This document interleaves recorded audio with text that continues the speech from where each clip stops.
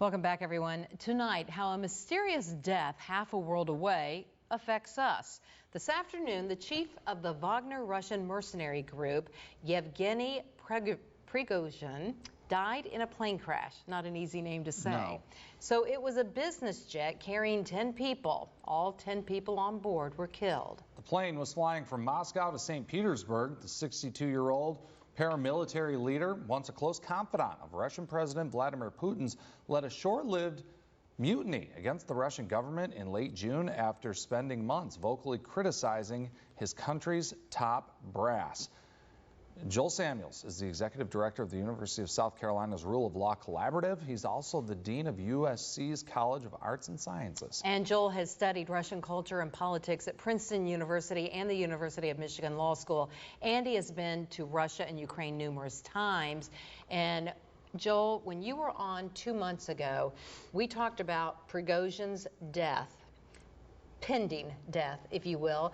You predicted this, and really it should come as no surprise to us that this has happened. Yeah, I mean, you're right, I did. We were joking a minute ago. I said I wouldn't want to be the court jester sampling his food. You wouldn't want to be the pilot on his plane. I mean, right. He was a target from the minute that happened. I wasn't alone in saying that. It was very clear, very evident that this was a likely outcome. One question to ask is why someone who was exiled from Russia after that event in June to Belarus was on a private jet flying from Moscow to St. Petersburg. That clearly wouldn't have happened without the Russian government's knowledge. So he was spending time in Russia still, even after he had been theoretically exiled. But unfortunately, this isn't a predictable outcome, and it's a predictable outcome of defying Vladimir Putin. That is the reason it's so predictable. Yeah, definitely curious circumstances surrounding all of this. But again, somebody that makes such a public stance against Vladimir Putin, apparently without having much information surrounding what exactly happened, on the surface, this seems to at least look like it may have some involvement from Vladimir Putin and his regime. That's right. I mean, whether he directly ordered it or there was some kind of tacit approval by him, something like this doesn't happen without his knowledge. And the fact of the matter is, we don't have final confirmation that Prigozhin was on board, but we have a lot of evidence the last 45 minutes that he was on there. We have Russian government officials declaring that he was on the flight. So yes, there's no question that the regime knew what it was doing. And again, we don't know that the crash was under mysterious circumstances, but boy, you know, again, smoke, fire. Where there's smoke, there's fire. This doesn't strain credulity to know what's happening here. And it is interesting. It's happening 2 months exactly to the day that he had gone up against Putin and his power. But I want to talk about the bigger picture here. And as we look at what's happening half a world away, what does it mean to us here at home? Does it mean anything? Well, that's one of the reasons I appreciate that you invite me on here so often. I might call myself sort of the Vladimir Putin guy, unfortunately, but because it does matter, and I think it's really important that you all are telling this story to local viewers in Colombia. It matters not because Prigozhin himself was relevant to us. What matters is the impunity with which Vladimir Putin has been acting for a decade, murdering former allies in the UK, attempting to murder a defector in Miami just a few years ago, and now another event. And why does that matter? Because when world leaders can go into other countries' soil or commit murder on their own soil of their enemies, when they can take an opponent in a political election and trump up charges and send them to a prison camp half a world away, and there's no consequences, that is of concern to all of us, because that undermines the rule of law around the world. It puts the world at threat, and in the end, it runs the risk of greater armed conflict, which puts our soldiers, our citizens, in harm's way.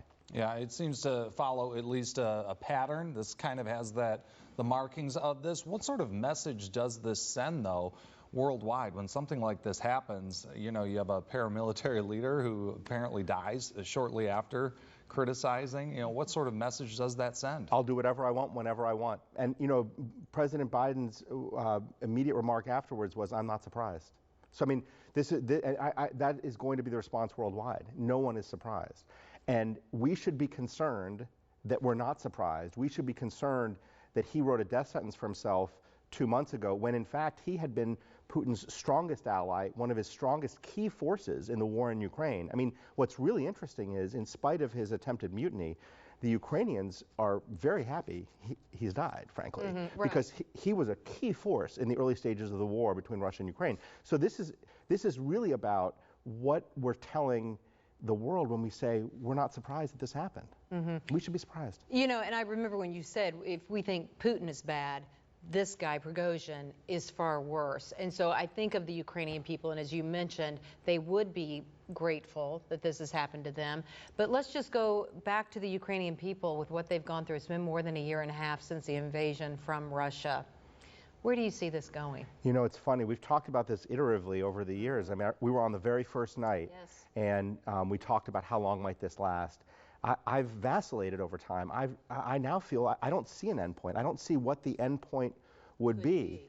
For a long time, I thought it had to do with withdrawing a presence from Poland, actually. So something that wasn't even being talked about in the public space.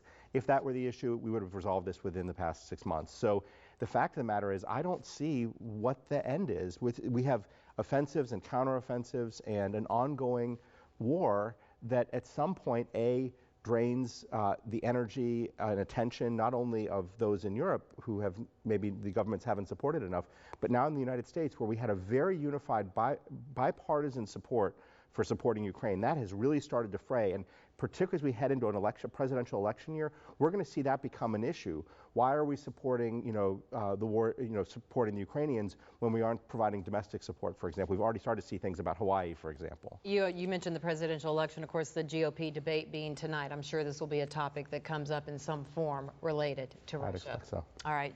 Joel Samuels, the University of South Carolina's Rule of Law Collaborative. Thank you as always. My pleasure. Great to see you. All right. We'll be right back.